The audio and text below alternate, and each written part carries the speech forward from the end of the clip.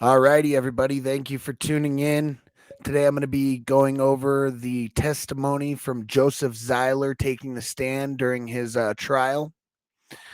Joseph is being accused of sexually assaulting and murdering Lisa, who was 32 years old, and Robin Cornell, who was 11 years old. They were both beaten and killed. This was in 1990. Basically, it had been a cold case for like 20 something years, 30 years. And then in 2016, Zeiler was arrested on different charges. And when they took his DNA linked him to the murders back in 1990. Joseph Zeiler is a piece of shit monster. I've never seen anyone take the stand in a trial quite like he did. Here's I'll start it off with a little video of what he did right when he got on the stand. A simple gesture. As Joseph Zeiler took the stand and testified as a witness in his own double murder trial, he delivered a message by way of his middle finger. He's charged with 1990 murders of 32-year-old Lisa Story and 11-year-old Robin Cornell. Prosecutors say DNA evidence connects him to the scene. Zeiler told jurors that's because he slept with the victim's mother, Jan Cornell, 6 months before the murder.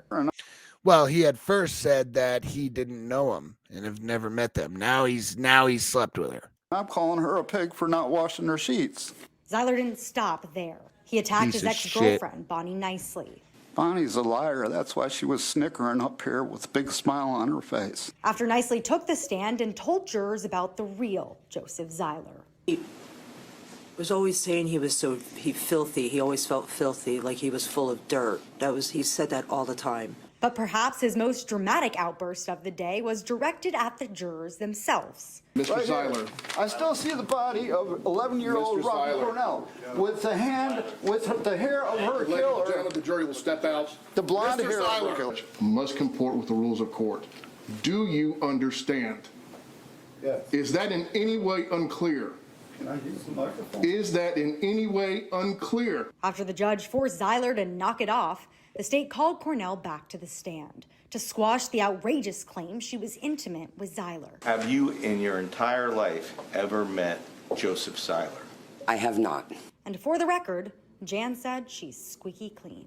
In 1990, what was your routine in washing your sheets? Weekly, like most people. Yeah, so the reason that was brought up is because Zeiler said he had sex with her, and the reason his DNA was still on the sheets 5 months later is because she's a pig and doesn't wash her sheets. This piece of shit called the mom of an 11-year-old that was killed a pig. Joseph Zeiler is a pig. He's a scumbag to the highest degree. Scumbag to the highest degree. All right, let's here's basically Zeiler's self-proclaimed defenses. It was not possible. I've got a new big three. The three defenses of Joseph Zeiler. It wasn't me. It was my kind of sometimes dad or my half-brother. Or was it Well, he tried to blame the murders on his dad, and then on his half-brother. That's why the DNA matched with him, because it was a family member. I was in Maryland. Couldn't be me. Or, number three, maybe I slept with Jan or some other lady I read about in State's Discovery somewhere, and that's how my semen ended up on an 11-year-old girl who happened to be murdered. What a piece of shit. My DNA was involved in a murder of an 11-year-old because I slept with her mom. This guy's a real piece of shit. Anyways, we are grateful to say that this was the verdict. Zeiler did not look surprised by the verdict. We, the jury, find as follows as to count one of the charge. The defendant is guilty of first-degree murder of Robin Cornell. We, the jury, find as follows as to count two of the charge. The defendant is guilty of first-degree murder of Lisa Story. So say we all. So, I mean, I don't think it's a big surprise. The jury got this one right. This guy's a real scumbag. All right, so I'm gonna play a little bit of his testimony. So this asshole from behind bars, when they arrested him, started writing letters to Jan Cornell, the mother of the daughter, the Robin Cornell, the 11-year-old that was murdered. He started writing letters to the mother, saying that she's a pig for letting him be wrongly accused, this and that. That letter was addressed to who, sir? J.G. Batista and family. At what? Well, who did you address this envelope? Yes. And who was J.G. Batista and family? Well, I thought it was Jenny Gal Batista. Oh, so you were trying to send this letter to Robin's sister then? Yes. Okay. No. Yes. I was trying to send it to family, actually. So I guess I was trying to send it to everybody. The whole Batista family? Yes. And in that particular letter, did you profess your innocence by claiming that it was a relative of yours that did this murder? Yes, I was trying to defend myself because no one would listen to me. Sir, it calls for a yes or no. Did you, in the letter, profess your innocence or allege your innocence by saying that a relative of yours had done these murders? Yes. Did you suggest, in addition to that, did you tell the people who this letter's addressed to that you slept with Jan Cornell, Janice, and a friend of hers in 1989, and therefore that's why your DNA is in the Courtyards North condominium? Yes, I thought so because she didn't wash her sheets. You know whether or not Miss Cornell washes her sheets? How I got that is by the information I was given from you was discovery, and I thought that the only way my DNA could have gotten there was me sleeping with Jan Cornell and Leanne Deller. Did you sleep with Jan Cornell and Miss Deller? It's possible because I was here. It's possible. You're no one would sleep with you. You're an animal. You're a piece of shit. No one's gonna sleep with you. Only in your dreams, buddy. Well, now you were here. I mean, I was here in December of '89. I testified to that earlier. And what I believe happened is I slept with Jan Cornell and Leanne Deller, and they were just too much of a pig not to wash their sheets. Yeah, too much of a pig to not wash their sheets. Anyways, this guy's a maniac. Here's some more about the letters.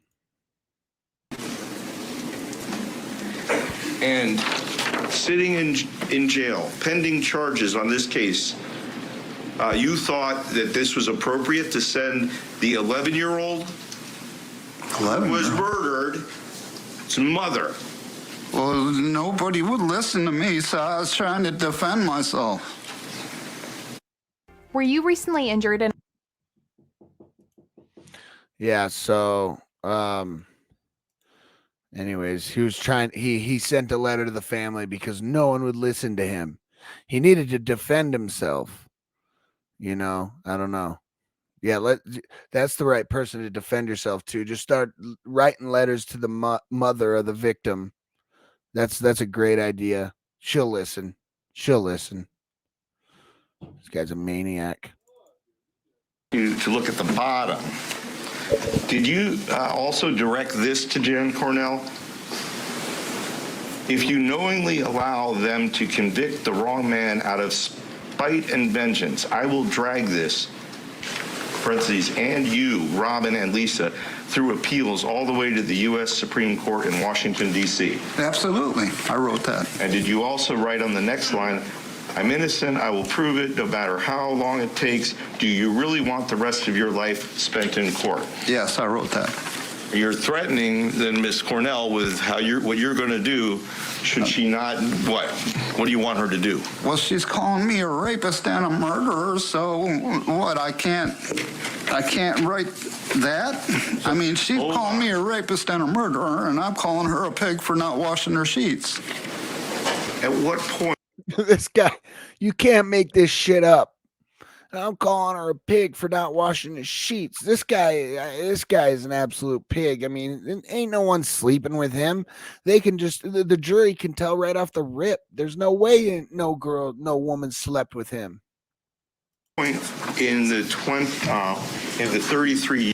Mind you, Jan Cornell, the victim's mother, is in the courtroom.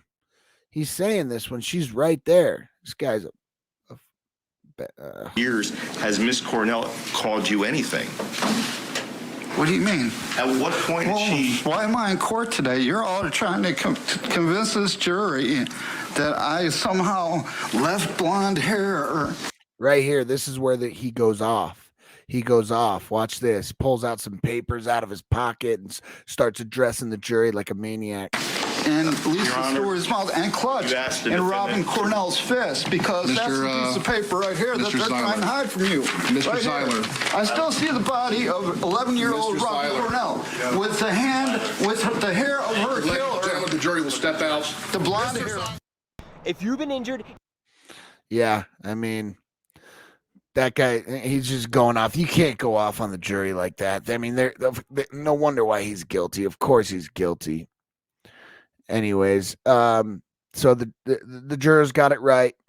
So he sexually assaulted and killed 2 people. The babysitter was the 32-year-old Lisa, and Robin Cornell was the 11-year-old. They were both sexually assaulted. This happened in 1990. It was a cold case for 26 years until 2016, when Zeiler was arrested on different charges. They took his DNA and they got a match. So in 2016 is when they got the match. So he went to court, had trial, got on the stand, testified like that. While he was in jail before trial, was writing letters to Jan Cornell, the mother, and her family, saying, if you allow this trial to go on, I'm innocent, you're going to spend the rest of your life in courtrooms, because I'm going to appeal this all the way up to the Supreme Court. So he's doing that, goes to court, and lo and behold, guilty, both charges. After he called Jan Cornell a pig on the stand. That's not going to work in your favor for a juror. I'm sorry, man. Profess your innocence to somebody else, not to the family. Anyways, guys, I just wanted to drop this quick episode. I just thought it was pretty fascinating the way that he was acting on the stand there. He's a piece of shit to the highest degree. Please like and subscribe to the channel. Once again, thank you for tuning in to Late to Work. All right.